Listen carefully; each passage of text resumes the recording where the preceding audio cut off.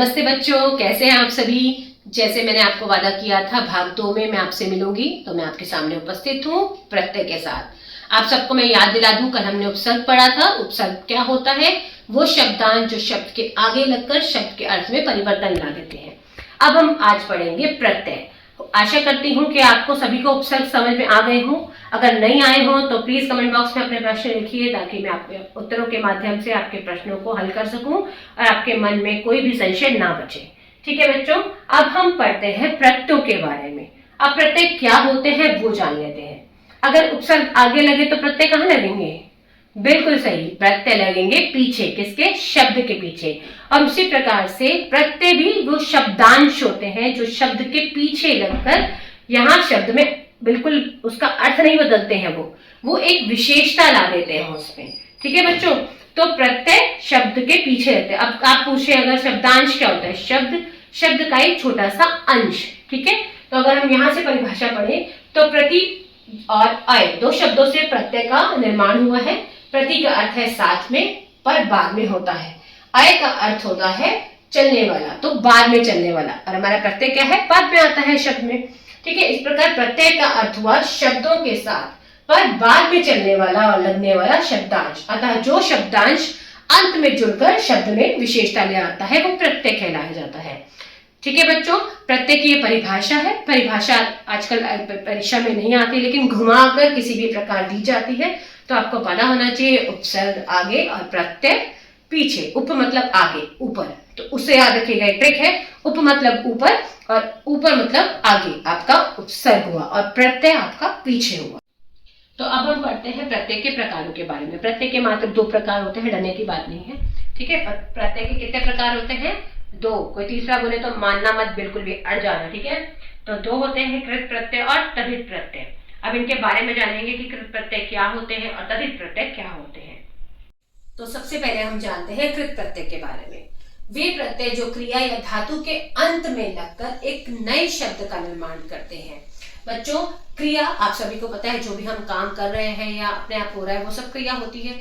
लेकिन धातु क्या होती है? बिल्कुल, क्रिया के मूल रूप को धातु कहते हैं। अगर क्रिया खेलना एक क्रिया है तो उसका मूल रूप क्या हुआ? खेल।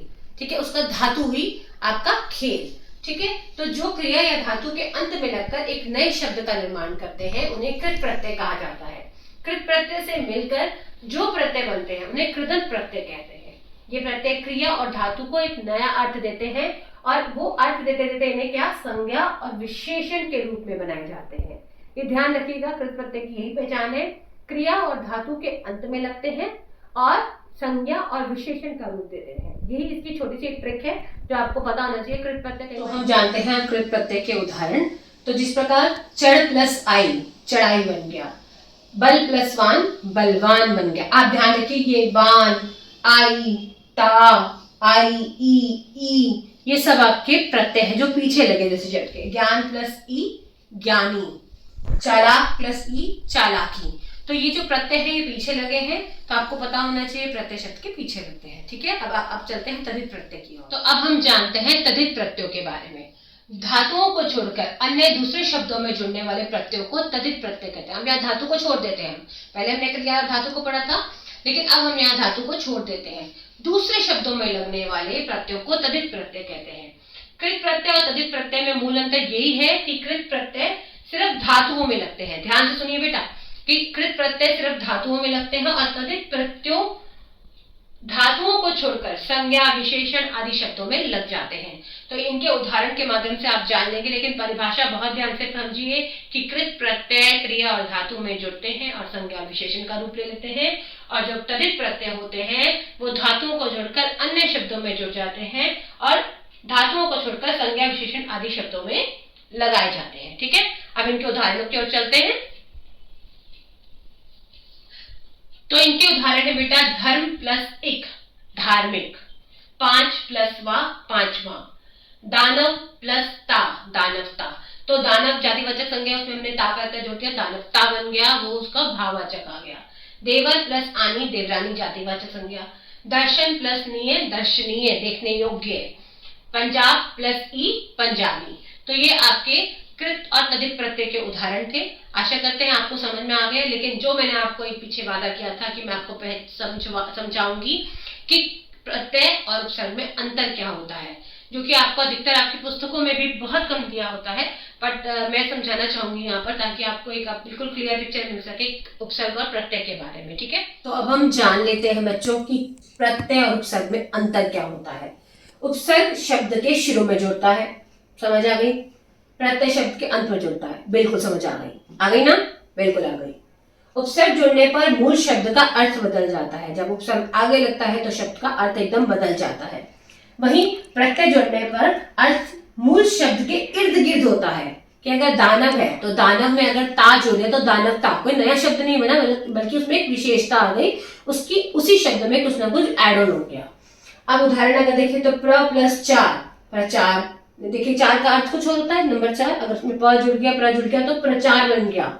ठीक है, और इसमें प्र उपसर्ग है जो 4 शब्द के पहले जुड़ गया है। उसी प्रकार इतिहास, इतिहास मतलब हिस्ट्री, अगर उसमें मैंने इक लगा दिया तो ऐतिहासिक, हिस्टोरिकल बन गया। मतलब शब्द नहीं बदला, शब्द आसपास ही उसके घूम रहा है, उसमें एक विशेषता, एक नयापन ला दिया उस शब्द में। ठीक है, तो ये उपसर्ग और प्रत्यय के आपके अंतर हैं जो आपको पता होने बहुत जरूरी है। ठीक है बच्चों, बिल्कुल। अभी कभी पेपर में आ भी जाए कि उपसर्ग और प्रत्यय में अंतर लिखिए तो आप बिल्कुल लिख पाएंगे, आप बिल्कुल डरिएगा मत, निकेता मैम आपके साथ है। तो अब मैंने आपको बताया था ना, कुछ शब्द होते हैं जहां पर उपसर्ग और प्रत्यय दोनों लगे होते हैं उस शब्द के साथ, तो वो शब्द लेकर हमें आपके सामने उपस्थित है। तो यहाँ है एक शब्द है आपका मान। इधर मत देखिए, इधर मत देखिए, सिर्फ बीच में देखिए। आपका जो शब्द है मान, इस मान में हमने अप लगा दिया और पीछे इत लगा दिया, तो क्या बना बताओ? अपमानित, बिल्कुल ठीक जवाब। उसी प्रकार से, अच्छा मैं आप इसके आगे खड़ी जाती हूँ और आपसे पूछती हूँ। ठीक है, आप बताइए, एक शब्द है नसीब, उसके आगे हमने खुश लगा दिया और पीछे बताओ क्या लगाएंगे? ई, तो क्या बना? खुश नसीबी, बिल्कुल सही जवाब। अगर हमने लायक है उसके आगे ना लगा दिया और पीछे ई लगा दिया तो क्या बन गया? नालायकी। इस प्रकार से कुछ शब्द आप देख पा रहे हैं स्क्रीन पे कि कुछ शब्द ऐसे शब्द भी होते हैं बच्चों जिसमें उपसर्ग और प्रत्यय दोनों जुड़े होते हैं। ठीक है, तो उनको किस प्रकार से अलग करना है, बिल्कुल परीक्षा में ऐसे प्रश्न आ सकते हैं। कक्षा 9वीं में बिल्कुल आ सकते हैं, कक्षा 8वीं में भी आ सकते हैं, 7वीं में भी आ सकते हैं। कक्षा 5 और 6 में इतना नहीं पूछेंगे, पर हो सकता है कई विद्यालयों में ये भी पढ़ाया गया हो तो वो बिल्कुल पूछ सकते हैं। तो आपको इनका बिल्कुल पता होना चाहिए कि कौन सा मूल शब्द है, कौन सा उपसर्ग है, कौन सा प्रत्यय है।